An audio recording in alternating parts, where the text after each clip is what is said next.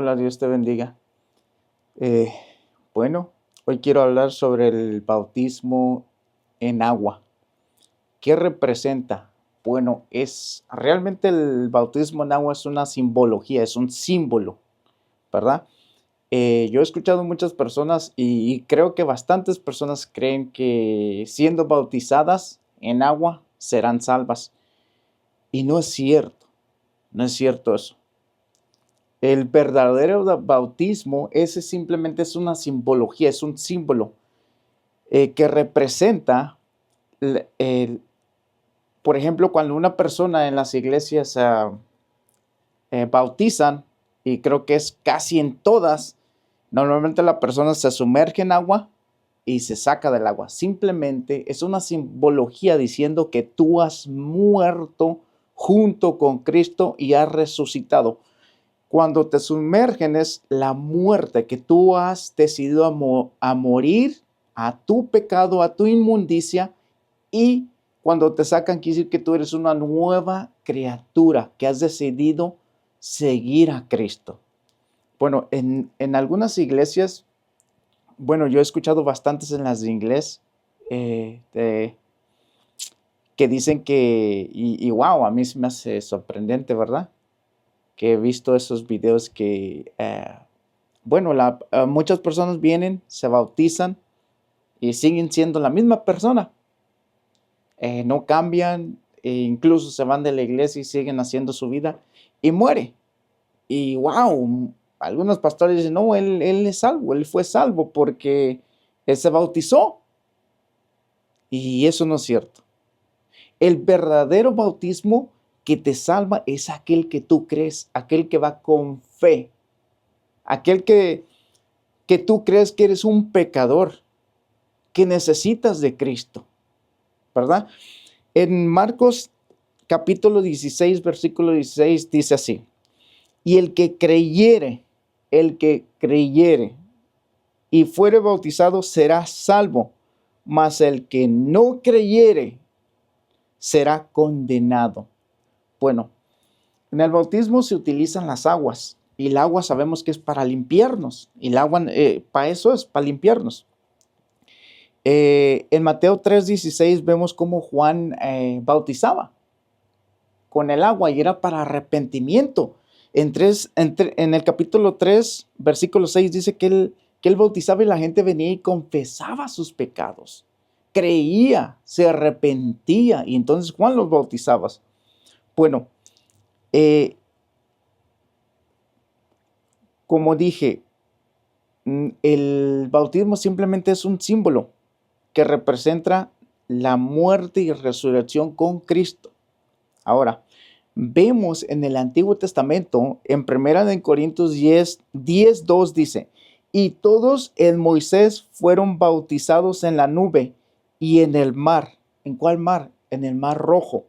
Ok, ¿qué representa eso? La Escritura nos está diciendo que Israel, todo el pueblo de Israel, cuando Moisés lo sacó de Egipto, fueron bautizados cuando pasaron por el mar seco, pero las aguas no los tocaron a ellos. Dice ahí que donde pisaron estaba seco, las aguas estaban alrededor de ellos. Bueno, ¿qué representa? ¿Qué representa? Representa, aunque a muchos dicen que no es cierto, pero sí es cierto, el faraón representa a Satanás y Egipto representa al mundo. Y Satanás te quiere tener atado al mundo, con las cosas del mundo. Y el pueblo tenía que ir a adorar al Señor al desierto. Porque la iglesia está llamada a adorar al Señor en el desierto. Lo dice en Apocalipsis 12, lo dice que la iglesia pertenece al desierto, ¿verdad? O sea, quiere decir que no estamos para buscar las cosas de este mundo, sino las cosas que están allá arriba, como lo dice en Colosenses capítulo 3. Lo dice así. Dice, Colosenses capítulo 3 del 1 al 3 dice, si pues habéis resucitado con Cristo, buscar las cosas de arriba donde está Cristo sentado a la diestra de Dios.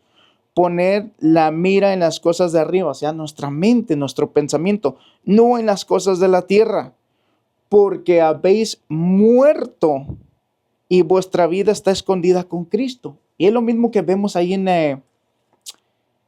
cuando Israel fue bautizado.